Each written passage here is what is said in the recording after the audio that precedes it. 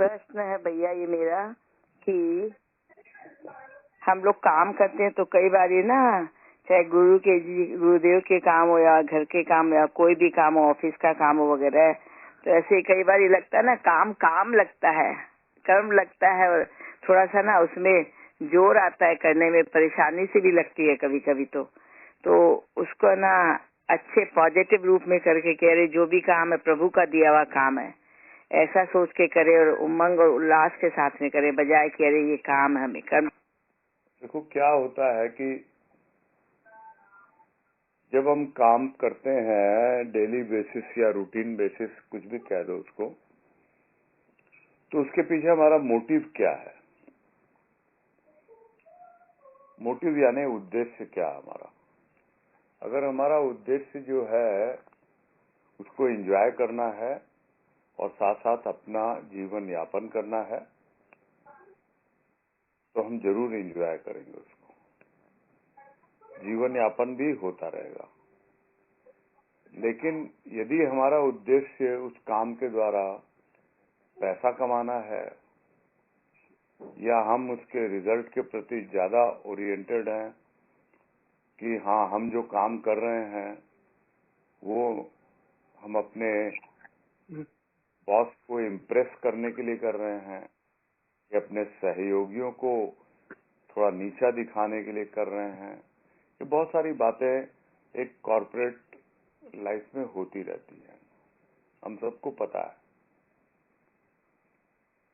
और जब तक हम अपना एक माइंडसेट नहीं कर लेते, एक इस तरह का विचार नहीं बना लेते कि जो कुछ भी हम कर रहे हैं, व्हाट इज माय मोटिव, मैं इससे क्या उपलब्ध करना चाहता हूं। ठीक है, जीवन जीने के लिए हर किसी को काम करना पड़ता है ना। तुलसीदास जी ने कहा ना, कर्म प्रधान विश्व रचिता। तो कर्म तो करना ही है, प्रधान है कर्म, ऐसा नहीं है। लेकिन उस कर्म के पीछे क्या भावना है, हमारा क्या उद्देश्य है, वो महत्वपूर्ण है। वो उन्होंने ही बताया, वो हमको गुरुदेव ने सिखाया।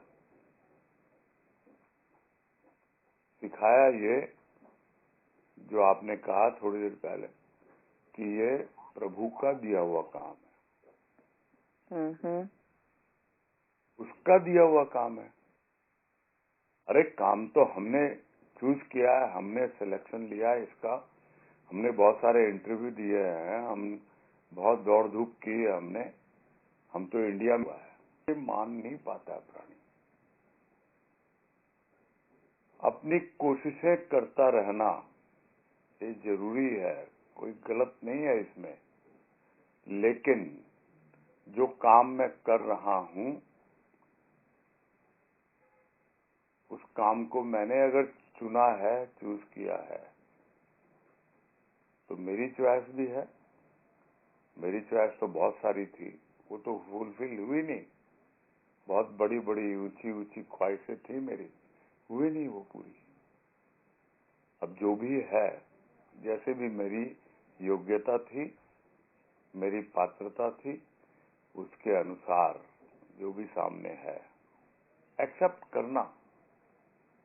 ये जो एक्सेप्ट करना जो है, ये बहुत इम्पोर्टेंट है। ये हम नहीं करते हैं। ये एक्सेप्टेंस जब आएगी, स्वीकार्यता आएगी, हमको स्वीकार करना आ जाएगा कि प्रभु का दिया हुआ काम है। हम तो सोचते हैं हमने चुना है तो अपनी जिम्मेदारी लेके करो ना, फिर प्रभु के पीछे क्यों भागते हो? क्यों भागते हो तुम उसके पीछे?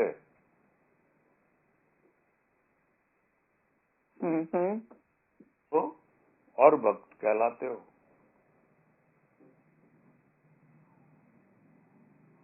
भक्ति है ये जगती, किसके पीछे भक्ति है? उस भगवान के पीछे भक्ति है, और अपने आप को भगत कहती है। लेकिन ये नहीं स्वीकार करती है कि जो भी जीवन में जी रहा हूं, ये जैसा जीवन वो मुझे दे रहा है, उसी का दिया हुआ है,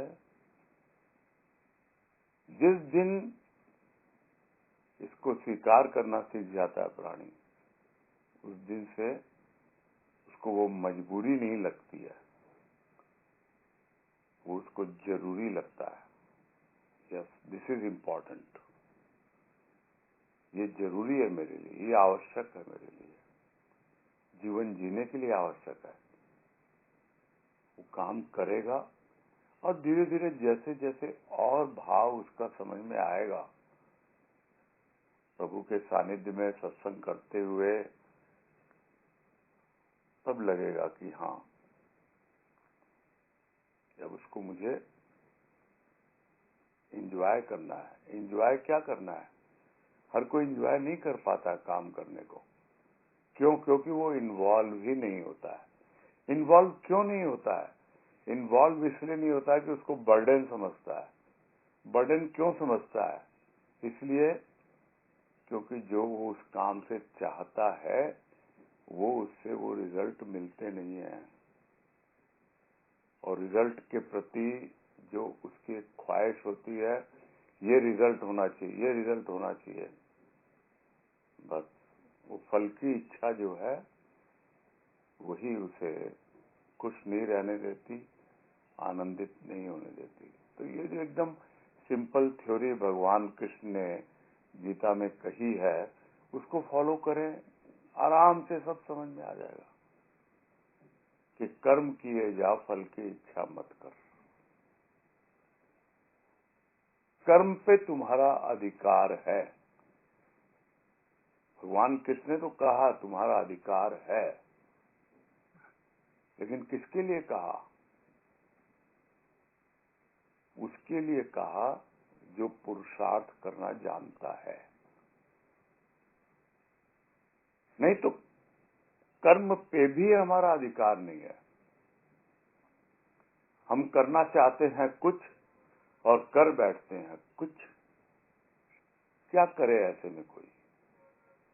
तो सारे कर्म उसको सौंप दो, जो भी कर्म है। मेरे किए कुछ नहीं होता है, मेरे लिए संभव नहीं है, जो तू बता मुझे क्या करना है। बोले जो तेरे सामने काम है ना, आज तेरे को समझ में आ गया, मैंने दिया था तेरे को, कर इसको, आराम से कर, इन्वॉल्व होके डूब के कर, एंजॉय कर इसको, तब तेरे को जीवन जीने की कला आएगी। तब धीरे धीरे तेरे जीवन में जिस भाव की बातें मैं कहता रहता हूँ, मैं मतलब गुरुदेव की बात कह रहा हूँ, मैं वो कहते रहते हैं, यानी प्रभु कह रहा है, जिस भाव की बातें मैं कहता रहता हूँ, वो भाव अनुभव में आएगा। जिसको तू समझा है कि आधा एक घंटा सत्संग में बैठ के या कुछ भजन गा के, कीर्तन करके, या कुछ उसका साहित्य पढ़ के तेरे को लग रहा है कि मैं भाव की अनुभूति कर रहा हूँ, क्योंकि मैं उसका दिया हुआ काम कर रहा हूँ। बस ये बहुत बड़ी विडंबना है हमारी, बहुत बड़ी प्रॉब्लम, समस्या। और गुरुदेव ने बहुत जगह प्रवचनों में कहा है कि हमारी सबसे बड़ी विडंबना यही है कि हम काम को अलग समझते हैं और सत्संग को अलग समझते हैं। ये पूरा जीवन सत्संग है, पूरा जीवन उसका भजन है, सुमिरन है। बस भाव से जियो, उसका दिया हुआ काम है, समझ के करो और उसमें डूबो, एंजॉय करो उसको, तब मालूम पड़ेगा। तो ये बहुत सिंपल सी थ्योरी है, यदि हम इसको फॉलो कर पाए तो सबसे पहले हम जो है ना टेंशन फ्री होंगे, और टेंशन फ्री होंगे तो रिलैक्स होंगे। उसे कोई दूसरा काम अपनी मर्जी से ना पकड़ ले कि यहाँ का काम तो बहुत बढ़िया चल रहा है, अब मैं कुछ और ले लूं और पैसे कमा लूं, मैं थोड़ा सा ये और कर लूं, ये पार्ट टाइम जॉब कर लूं, मैं इधर कर लूं, मैं कुछ और नहीं तो मालूम नहीं। लोग पैसे कमाने के धुन में किस प्रकार अपना जीवन खपा रहे हैं, समझ नहीं पाते हैं। समय दिया भगवान ने, जो चाहिए वो दे रहा है। आराम से जियो, याद करो उसको, सुमिरन में रहो, मगन रहो, एंजॉय करो, और अपने आप समझ में आएगा कि रिलैक्स हो रहे हैं हम। हाँ, लेकिन आराम भैया में अच्छे जीवन यापन के लिए या भौतिक सुखों के लिए तो धनराशि का भी होना जरूरी होता है ना। अच्छा जीवन कौन देता है हमको? There are two things in life, necessity and luxury. आवश्यकताएं और विलासिता, ये दो चीजें हैं। अच्छा जीवन हमारी आवश्यकता पूर्ति होने पर भी हम जी लेते हैं। विलासिता का कोई हिसाब नहीं है, लग्जरी का कोई हिसाब नहीं है। आप दूसरे के द्वारा प्रेरित होते हो, अपने घर परिवार वालों के द्वारा, अपने पड़ोसी के द्वारा। ये ऐसा कर रहा है, ये ऐसा कर रहा है। हमारी लाइफ दूसरे प्रेरित कर रहे हैं, हम अपनी लाइफ जी ही नहीं रहे हैं, दूसरे चला रहे हैं हमको। हम कंट्रोल नहीं अपनी लाइफ का, कैसे जीना है हमको अपनी लाइफ, और उस तरह से जिए। फिर जो होगा देखेंगे, समझेंगे। अच्छा बुरा जो भी है उसको कम से कम फेस करने की तो क्षमता आएगी ना। अभी हम we are leading life of others, दूसरों का क्या बोले इमिटेट कर रहे हैं, नकल कर रहे हैं, हम उसके अनुसार आगे बढ़ रहे हैं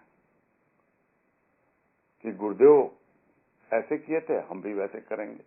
अरे यू अंडरस्टैंड योरसेल्फ, गुरुदेव को छोड़ो ना, कैसे रहे थे, क्या कर रहे थे, वो फला ने ऐसे किया हम भी ऐसे करते हैं, ये नहीं होता है। यू अंडरस्टैंड योरसेल्फ, अपने आप को समझें, अपने जीवन को समझें, अपनी लाइफ को समझें। नेसेसिटीज बहुत सीमित होती है, और हर एक जीवन की जरूरतें भी तो फर्क होती है ना, हर एक इंसान के जीवन की। जी, हर इंसान की जरूरतें भी तो अलग अलग होती है ना भैया। नहीं, मैं ये मान के चलता हूँ, जरूरतें जो होती हैं वो बहुत सीमित होती हैं, और जिस दिन हम अपने आप को एक सीमा में बांध के रखेंगे तो अवश्य ही हर इंसान की बात छोड़ दीजिए, आप अपनी बात सोचिए, मेरे लिए क्या आवश्यक है, क्या जरूरी है, उसके पीछे लग जाओ। वो पूरा हो जाए, टेंशन मत लो उसके बाद। फिर ये नहीं कि उसने ये किया था, उसने वो किया था, वो ऐसा है, मेरे पड़ोसी के पास ये है, अरे मेरे पास तो इतने ऐसे छोटे मॉडल की गाड़ी है, उसके पास तो हाई फाई गाड़ी है, अरे मेरे पास तो बहुत 2-3 कमरों का ही एक फ्लैट है, उसके पास तो इतना बहुत बड़ा एक बंगला है, वो विला है उसके। तो क्या है इसमें? ये नेसेसिटी नहीं है। We are inspired by all this people, चाहे वो कोई भी हो।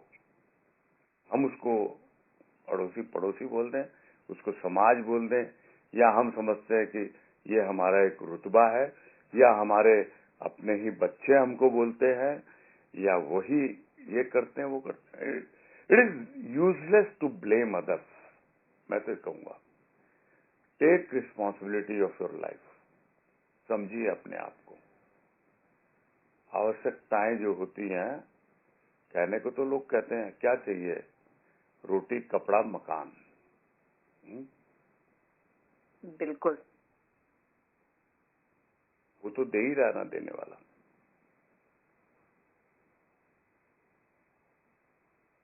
मैंने कहीं बहुत पहले बचपन में बता रहा हूं, कहीं पढ़ा था कि गरीब को क्या चाहिए, गरीब को 2 वक्त की रोटी चाहिए, रहने के लिए एक झोपड़ी चाहिए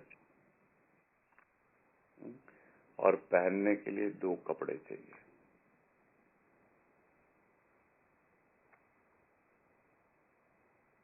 पैसा पैसा किसको चाहिए? पैसा तो पैसे वाले को ही चाहिए। जो अपने आप को पैसा वाला समझता है उसी को पैसा चाहिए। जो अपने आप को समझता है कि कितना ही पैसा कमा लिया अभी भी मैं गरीब हूं, क्योंकि मैं दूसरों को देखता हूं, उनसे अपने आप को कंपेयर करता हूं और ये पाता हूं कि मैं बहुत गरीब हूं। कितना कमा लिया?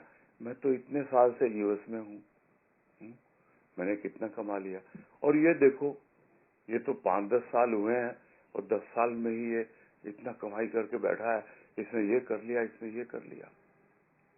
हम गरीब समझने लगते हैं अपने आप को। बिल्कुल है हम। जो हमको चाहिए वो देने वाला दे रहा है। दूसरों से क्यों हम इंस्पायर होंगे?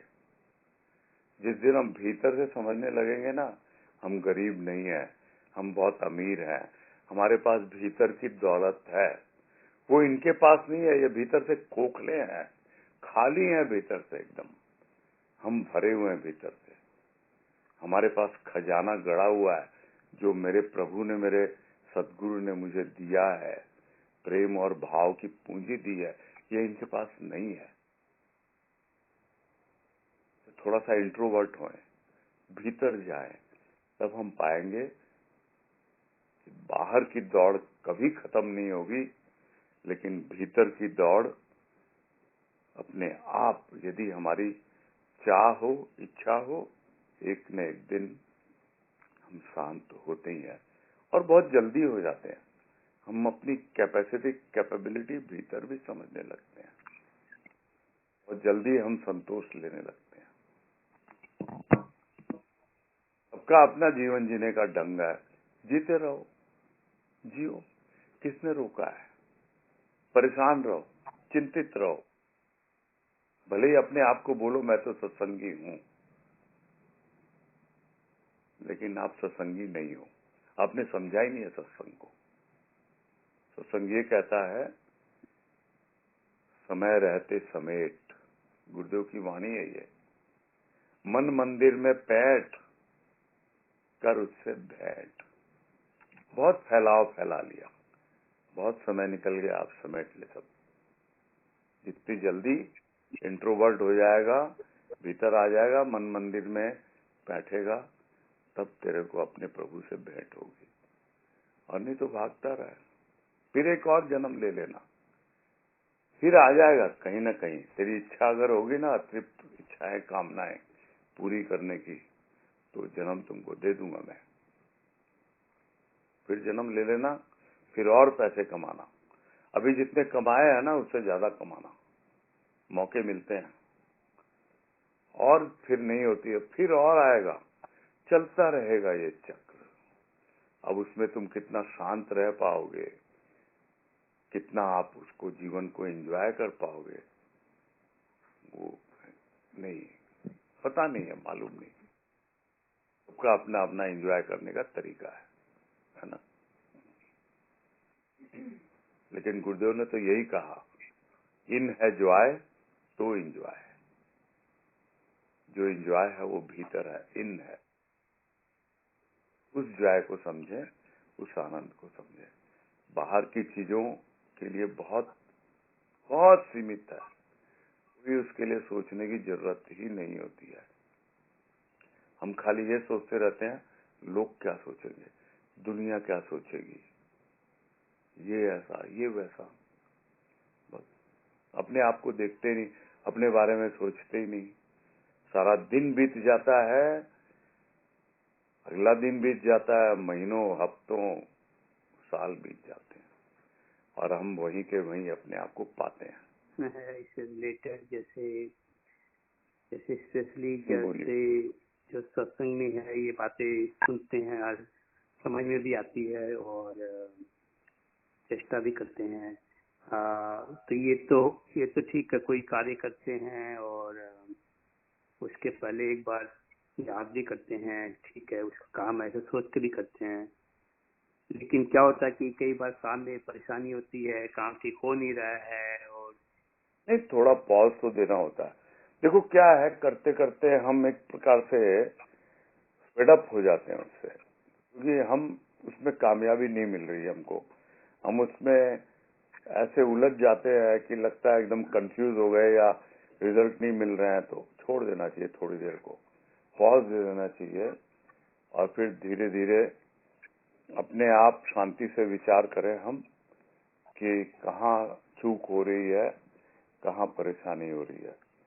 इन्वॉल्व भी कितना होगा कोई, जितनी उसकी समझ होगी, जितनी उसकी नॉलेज होगी, उतना ही तो इन्वॉल्व होगा ना।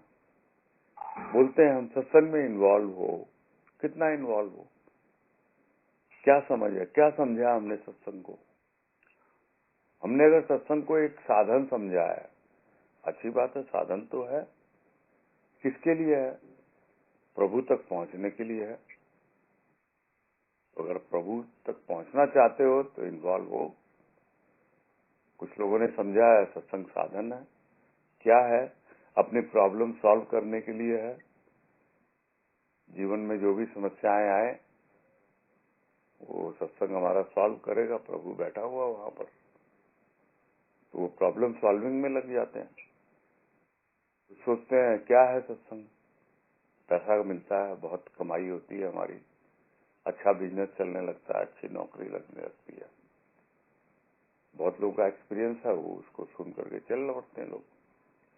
तो सबकी अपनी अपनी सोच है, अपना अपना तरीका है। लेकिन हाँ, यदि हमने सत्संग को समझा है कि हमको प्रभु तक पहुंचने का एक साधन मिला है, और ये सब चीजें जो है होती हैं, परेशानी भी आती है, स्थूल में कामयाबी बहुत बार मिलती है, बहुत बार नहीं मिलती है, छोड़ दें उसको। एक बार को तो हम रिलैक्स हो जाएं, शांत हो जाएं, शांत होके थोड़ा सा विचार करें हम कि कहाँ हो रही है, कहीं कोई परेशानी हो रही है क्या, और नहीं हमको लगे नहीं मेरे बस की नहीं, अब I have tried my best, okay live it, आराम से, कम से कम रिलैक्स होके सोए उस रात को। और बहुत बार ऐसा होता है नींद में उसका सोल्यूशन आ जाता है, पता नहीं कौन भेजता है, लेकिन समझ में आता है कि वो देखता है हमारी चाह, ये इसके लिए बहुत बड़ी विकट समस्या खड़ी कर दी। किसने कर दी, वही ठीक है, स्थिति परिस्थिति ने कर दी का, तो इसको बताना पड़ेगा ना उस प्रॉब्लम का। तो डायरेक्ट इनडायरेक्ट समझ में आता है। बहुत बार हमको नहीं आता, हम दूसरों से पूछते हैं। बहुत बार जूनियर्स को पता होता है, हम अपने ईगो की वजह से उनसे बात नहीं करते हैं, पूछते नहीं है। अरे मैं सीनियर, मैं अगर पूछूं इस समस्या का हल, जूनियर को पता होगा, हो सकता है, बोलते ही नहीं, हम पूछते ही नहीं है, क्या जाता है, ये ईगो बाधक हो जाता है। तो बहुत तरह की चीजें वो हमको होता है, और रिलैक्स होकर के थोड़ा विचार करना होता है, और नहीं तो सोए आराम से, होगा होगा, नहीं होगा नहीं होगा, will face the other day, देखेंगे क्या होगा नेक्स्ट डे, फिर रास्ता निकलता है। भाई मैंने तो अपने जीवन में यही अनुभव किया, कोई न कोई रास्ता निकला है। और अगर मुझे लगा है कि मैं एकदम फंस गया, एकदम उलझ गया, तो मैंने अपने आप को विड्रॉ कर लिया, वहां से बैठ गया, शांत होके बैठ गया मैं। तो यही होता है, ये जीवन यही है, और कुछ नहीं है। लेकिन भैया एक बात है, जैसे बोलते हैं कोई समस्या आती है तो भाई सामने, तो इधर आप फाइट करते हैं या फ्लाइट करते हैं, पलायनवाद है या जूझना होता है। तो कभी कभी मन में ये आता है ना कि प्रभु पे छोड़ दिया कि अरे जो करेंगे ईश्वर करेंगे, गुरुदेव करेंगे। तो ऐसा लग रहा है ना कि हम समस्याओं से ना फ्लाइट कर रहे हैं, भाग रहे हैं दूर, ना बजाय कि उसमें जूझ के उसको सुलझाने के। कभी कभी ऐसी फीलिंग आती है मेरे मन में। मैं ये कहता हूँ दो चीजें हैं। एक है अपना एफर्ट, जिसको आप जूझना बोल रहे हो, एफर्ट करना है वो। और दूसरा है उसकी रजा, यानी उसकी मर्जी, उसकी कृपा।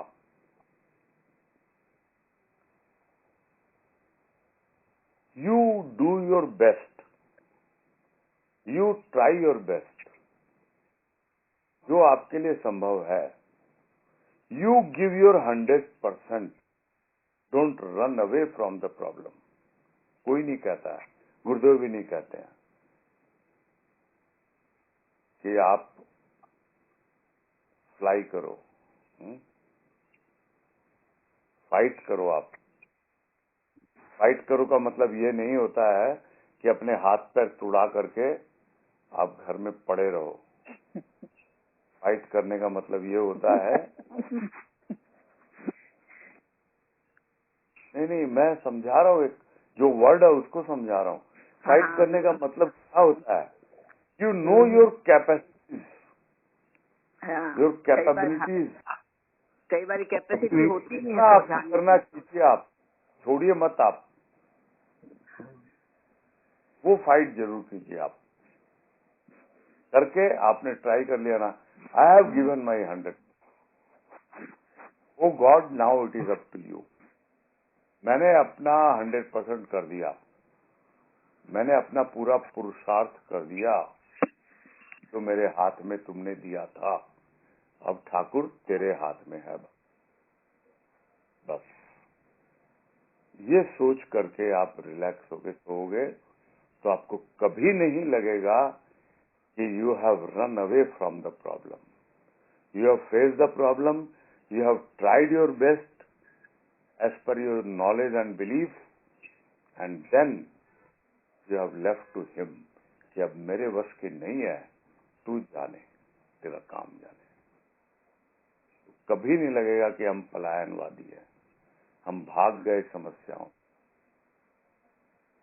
हमको सबसे पहले जरूर ट्राई करना चाहिए। वो अवस्था तो बहुत बाद में बनेगी, जब हम बिल्कुल, जिसको कबीरदास कहते हैं ना कि तान पिछौरी सोए। जब सब समस्याओं का हल मिल जाता है ना तो कुछ करना नहीं होता है। तान पिछौरी सोए मतलब चादर ओढ़ के आराम से सो रहे हैं, कोई टेंशन ही नहीं है फिर लाइफ में। वो जब तक पूरी तरह ज्ञान नहीं हो जाता जीवन में, तब तक ये कर्म से छुटकारा नहीं मिलता है।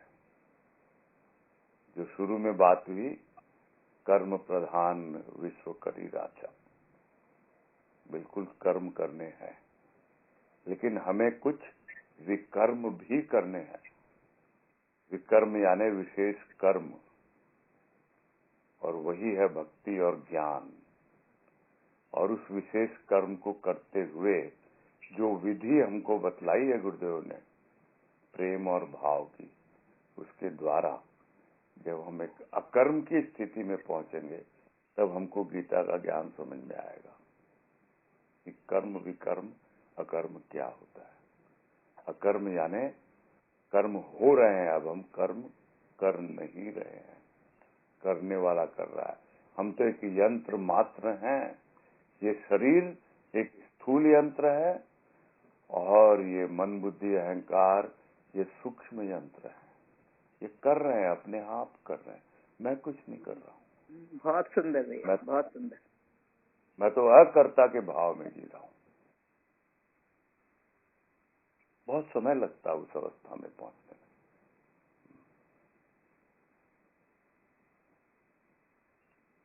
तो उनमें आ गई बातें अब सब। किस प्रकार रिलैक्स होके काम को एंजॉय करके आप अपना जीवन जी सकते हो, उस रास्ते पे तो चलो। और पूरी प्रोसेस आज हम लोगों ने डिस्कस की है। यदि आप हाँ भैया जी, मैं बोल रही हूँ, मेरे को एक क्वेश्चन है। जब हम लोगों को इतना विश्वास है, सब कुछ है, बहुत अच्छा काम करते हैं, लेकिन कभी कभी विश्वास डगमगा जाता है, वो क्यों ऐसा होता है? ऐसा होना नहीं चाहिए। जब हमारा काम पूरा नहीं होता है, बस। नहीं होना। I know this is not a good question, but I am asking you anyway. विश्वास को डगमगाना नहीं चाहिए। विश्वास डगमगा क्यों जाता है? क्यों का तो कोई उत्तर मेरे पास नहीं है। मैं तो एक ही बात जानता हूँ, क्योंकि गुरुदेव ने एक पूरा लेख लिख दिया है जिसका शीर्षक है क्यों। और क्यों का उत्तर हर बार उन्होंने यही दिया, यूं। यानी क्यों में उलझे रहोगे तो आपको समझ में नहीं आएगा। यूं को समझो कि यूं होता है। इसीलिए मैंने बार बार बोला था, हाँ हो जाता है। हाँ हो जाता है का मतलब हो जाता है, यूं होता है। Yes, it is natural. बड़ी प्राकृतिक चीज है। क्यों? क्योंकि अभी हम प्रकृति में हैं, और प्रकृति जो होती है वो 3 गुणों में होती है। हर वक्त हम सात्विक नहीं हो पाते हैं। हाँ ठीक है, राजसी भी नहीं हो पाते हैं। राजसी क्या है? कर्म प्रधान। कर्म प्रधान राजसी गुण है। लेकिन उसमें प्रेरणा कहाँ से आ रही है हमको कर्म करने की? वो जो राजसी गुण है, कर्म करने की प्रेरणा कौन दे रहा है उसको? सतोगुण दे रहा है या तमोगुण दे रहा है? जब तक ये हम विचार नहीं करेंगे तब तक हमारा विश्वास जो है वो दृढ़ नहीं होता है। बाबा वाणी पुस्तक में गुरुदेव ने बहुत अच्छे ढंग से इन सब बातों को समझाया है। उसका सार मैं बता रहा हूं कि श्रद्धा मन से होती है, और मन चंचल होता है, इसलिए श्रद्धा भी डगमगा जाती है। लेकिन विश्वास बुद्धि से होता है। जब मन किसी चीज को अपनाता है और बुद्धि उसका सपोर्ट करती है तो धीरे धीरे विश्वास बढ़ने लगता है। लेकिन यदि हमारी बुद्धि में पूरी तरह विवेक नहीं जागा है और हमारी प्रज्ञा, जिसके प्रज्ञा चक्षु कहते हैं हम, वो नहीं खुले हैं, तो हम देख नहीं पाते, समझ नहीं पाते हैं कि हम जो रजोगुण में लगे हुए हैं, जो कर्म हम कर रहे हैं, वो किससे प्रभावित हैं, कौन उसको इन्फ्लुएंस कर रहा है, कौन उसको प्रेरणा दे रहा है, वो सतोगुण है या तमोगुण है। बस यहीं पे हमको समझ में आना चाहिए। 2 चीजें हैं इसको।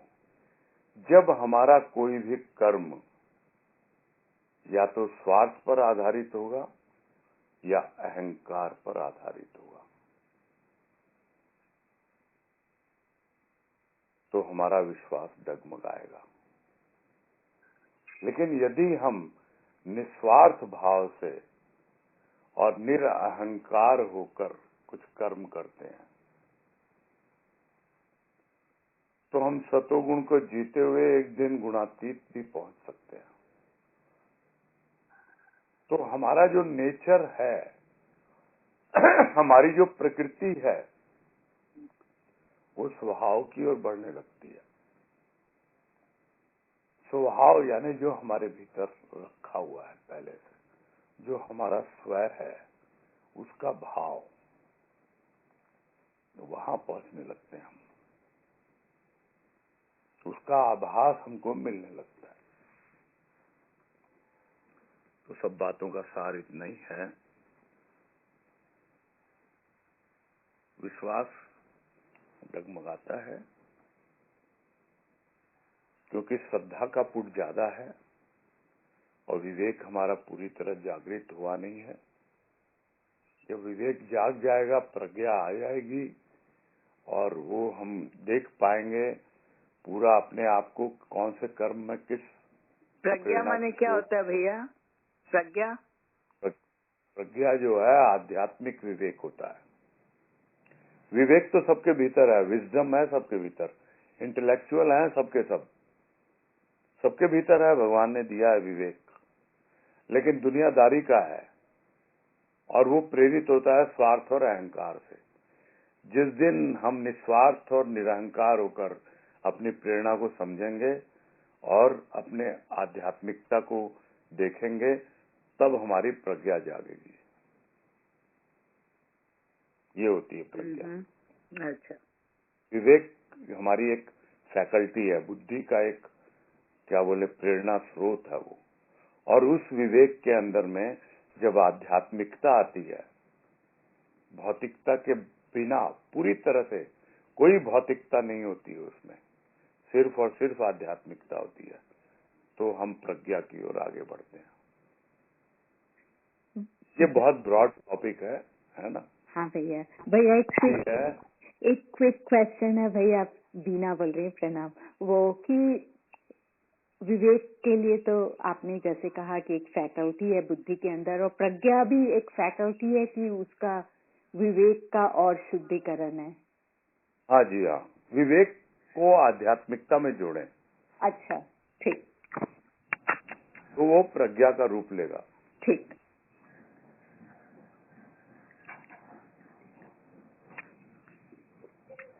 और बोलिए, तो बिना विवेक के नहीं है। हाँ। हाँ।